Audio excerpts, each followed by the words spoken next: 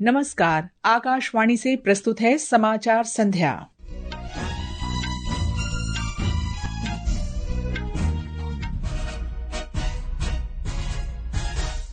प्रधानमंत्री नरेंद्र मोदी ने कहा, पिछले 11 वर्ष में देश ने विभिन्न क्षेत्रों में तेजी से बदलाव देखा है। गृह मंत्री अमित शाह ने कहा, न्यूनतम सरकार और अधिकतम शासन के दृष्टिकोण ने देश में विकास की गति और पैमाने को बदल दिया है। भारतीय वायुसेना के ग्रुप कैप्टन शुभांशु शुक्ला को अंतर्राष्ट्रीय अंतरिक्ष स्टेशन ले जाने वाले स्पेसएक्स के एक्सियोम 4 मिशन का प्रक्षेपण खराब मौसम के कारण बुधवार तक के लिए टाला गया। भारतीय रेलवे मुंबई के उपनगरीय रेल नेटवर्क के सभी नए कोचों में दरवाजा बंद करने की स्वचालित प्रणाली लगाएगा। सेंसेक्स लगातार चौथे सत्र में तेजी के साथ 82,400 के ऊपर बंद हुआ और मौसम विभाग ने अगले 2 दिन के लिए पंजाब, हरियाणा, चंडीगढ़, दिल्ली, उत्तर प्रदेश और राजस्थान के पूर्वी हिस्सों में लू का ऑरेंज अलर्ट जारी किया। समाचार संध्या के साथ मैं कनकलता। प्रधानमंत्री नरेंद्र मोदी ने कहा है कि 140 करोड़ भारतीयों के आशीर्वाद और सामूहिक भागीदारी से देश ने पिछले 11 वर्ष में विभिन्न क्षेत्रों में तेजी से बदलाव देखे हैं। सोशल मीडिया पोस्ट में उन्होंने कहा कि सबका साथ, सबका विकास, सबका विश्वास, सबका प्रयास के सिद्धांत से प्रेरित होकर एनडीए सरकार ने तेजी से बड़े पैमाने पर संवेदनशीलता के साथ महत्वपूर्ण बदलाव किए हैं। प्रधानमंत्री ने सभी से नमो ऐप पर भारत की पिछले 11 वर्ष की विकास यात्रा पर सर्वेक्षण में भाग लेने का आग्रह किया है। सोशल मीडिया पोस्ट में श्री मोदी ने एक पोर्टल का लिंक भी साझा किया, जहां कोई भी व्यक्ति पिछले 11 वर्ष में भारत की विकास यात्रा के बारे में जनमन सर्वेक्षण में भाग ले सकता है। गृह मंत्री अमित शाह ने कहा है कि मोदी सरकार के 11 वर्ष के कार्यकाल में देश ने आर्थिक पुनरुद्धार, सामाजिक न्याय, सांस्कृतिक गौरव और राष्ट्रीय सुरक्षा का नया युग देखा है। उन्होंने कहा कि जन सेवा के इन वर्षों में न्यूनतम सरकार, अधिकतम शासन के दृष्टिकोण ने देश के विकास की गति और पैमाने दोनों को बदल दिया है। गृह मंत्री अमित शाह ने कहा कि प्रधानमंत्री मोदी ने किसानों, महिलाओं, पिछड़े वर्गों, दलितों और वंचितों को शासन के केंद्र में लाकर तुष्टीकरण की जगह सबका साथ, सबका विकास, सबका विश्वास और सबका प्रयास पर आधारित कार्य संस्कृति को अपनाया है। राष्ट्रीय सुरक्षा के क्षेत्र में सरकार की उपलब्धियों पर श्री शाह ने कहा कि नक्सलवाद का अंत जल्द हो जाएगा। उन्होंने कहा कि जम्मू कश्मीर तथा पूर्वोत्तर में शांति स्थापित हुई है। श्री शाह ने कहा कि भारत अब आतंकवाद के हमलों का जवाब आतंकवाद के क्षेत्र में घुस कर देता है। उन्होंने कहा कि ये मोदी सरकार के दौरान भारत की बदलती छवि को दर्शाता है। पल्लवी की रिपोर्ट के साथ समाचार कक्ष से मैं सरफिरोजी। केंद्रीय मंत्री और भारतीय जनता पार्टी के राष्ट्रीय अध्यक्ष जगत प्रकाश नड्डा ने मोदी सरकार के 11 वर्ष पूरे होने पर नई दिल्ली में संवाददाता सम्मेलन को संबोधित किया।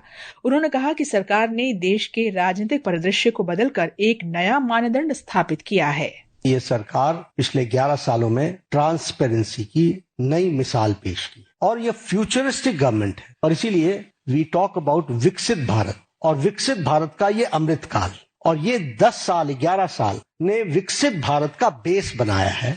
This we have to understand और इस बेस को बनाने के लिए जो भी फैसले लेने थे वो सारे फैसले लिए गए। भारत ने सेवा, सुशासन और गरीब कल्याण के सिद्धांतों से प्रेरित होकर 1 दशक तक उल्लेखनीय परिवर्तन किया है। आकाशवाणी समाचार आपके लिए पिछले 11 वर्ष में प्रमुख क्षेत्रों में सरकार के प्रयासों पर एक विशेष फीचर लेकर आया है। आज हम पूर्वोत्तर भारत की विकास यात्रा के बारे में बता रहे हैं। एक ऐसा क्षेत्र जिसे कभी दूर दराज के इलाकों के रूप में देखा जाता था, लेकिन अब संपर्क और प्रगति के प्रतीक के रूप में विकसित हो रहा है।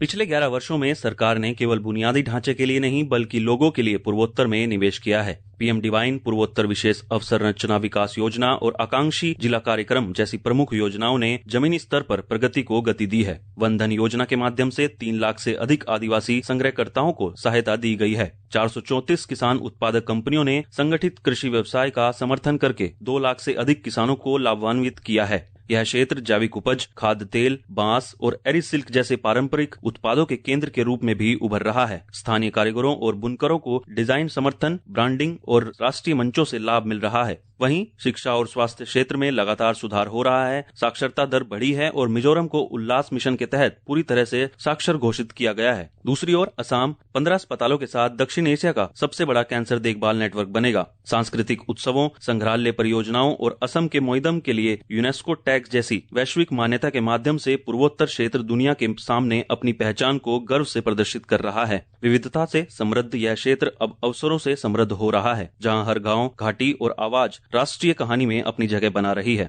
विष्णु की रिपोर्ट के साथ अक्षित वैद्यान, आकाशवाणी समाचार, दिल्ली। विकसित भारत का अमृत काल, सेवा, सुशासन, गरीब कल्याण के 11 साल। ये समाचार आकाशवाणी से प्रसारित किए जा रहे हैं। ताजा समाचार जानने के लिए आप हमारे social media handle @AIR news Hindi को फॉलो कर सकते हैं। जंगल, पर्वत, नदियों के पार लाल सा लाया है न्याय का संसार, जनजातियों का हक। नालसा का संवाद यूनिट आदिवासी समुदायों को शिक्षा, स्वास्थ्य, कानूनी सहायता और उनके सभी अधिकारों को सुलभ बनाने में सहायता करेगी। कानूनी सहायता के लिए कॉल कीजिए 15100 पर।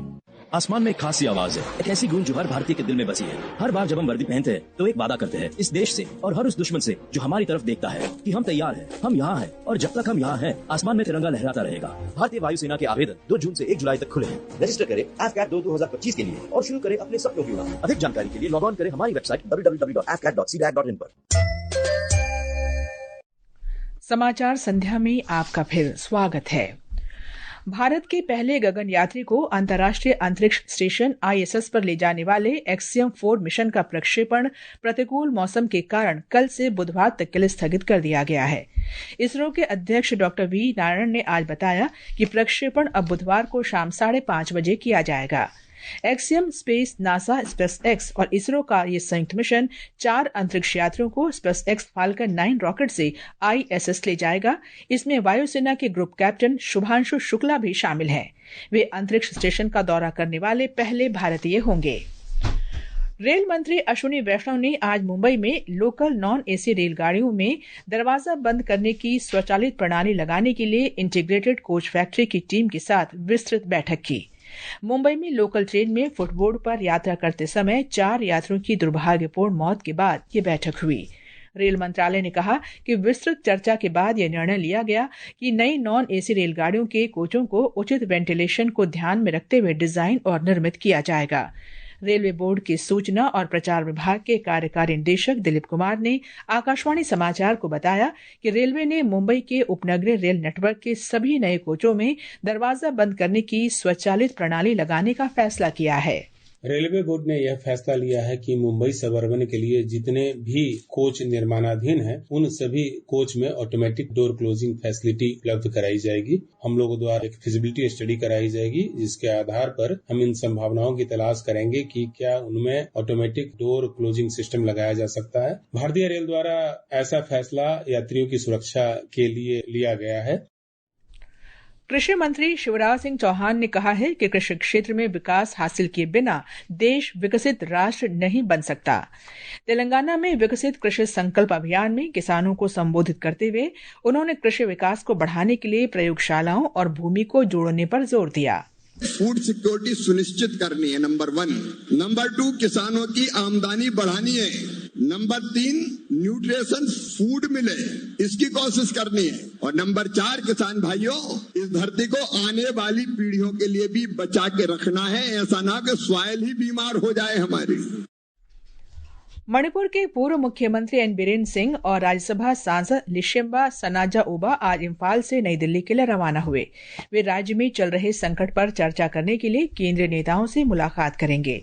भाजपा नेता एन बीरेन सिंह ने इम्फाल हवाई अड्डे पर संवाददाताओं से बातचीत में कहा कि वर्तमान में मणिपुर की स्थिति बेहद गंभीर है। उन्होंने लोगों से शांत रहने और विरोध प्रदर्शन के दौरान हिंसा से बचने की अपील की है। पृथ्वी विज्ञान मंत्री जितेंद्र सिंह और यूनेस्को के अंतर सरकारी महासागरीय आयोग IOC के कार्यकारी सचिव विदर हेल्गेसन ने आज फ्रांस के नीस में महासागरों के संरक्षण पर केंद्रित द्विपक्षीय वार्ता की। बैठक वैश्विक महासागर अवलोकन क्षमताओं को बढ़ाने पर केंद्रित थी। मेघालय के उप मुख्यमंत्री प्रेस्टोन तिनसोंग ने राजा रघुवंशी की हत्या के सिलसिले में 4 लोगों की गिरफ्तारी की पुष्टि की है। सोनम रघुवंशी द्वारा अपने 30 वर्षीय पति राजा रघुवंशी की भाड़े के हत्यारों द्वारा हत्या कराने के मामले में पुलिस के सामने आत्मसमर्पण करने के तुरंत बाद उप मुख्यमंत्री ने संवाददाताओं को बताया कि बाकी बचे एक संदिग्ध की तलाश की जा रही है। उन्होंने बताया कि सोनम ने स्वेच्छा से आत्मसमर्पण कर दिया है और पकड़े गए सभी लोगों को आगे की जांच के लिए शिलंग लाया जाएगा। 4 were arrested and then Mrs. Sonam has already surrendered herself somewhere in UP. Altogether is 5 people we have arrested and now we are in the process of bringing back to Shillong for further investigation. Singapore के एक मालवाहक जहाज में केरल के कोझिकोड तट के पास आग लग गई। कोलंबो से मुंबई जा रहे इस जहाज पर सवार 22 चालक दल के सदस्यों में से 4 लापता हैं। समुद्र में कूदने वाले 18 चालक दल के सदस्यों को बचा लिया गया है। 5 घायलों में से 2 गंभीर रूप से जल गए हैं। तटरक्षक बल और नौसेना ने राहत और बचाव अभियान शुरू कर दिया है। ये समाचार हमारी वेबसाइट www.newsonair.gov.in और हमारे न्यूज ऑन एआईआर ऐप पर भी उपलब्ध हैं।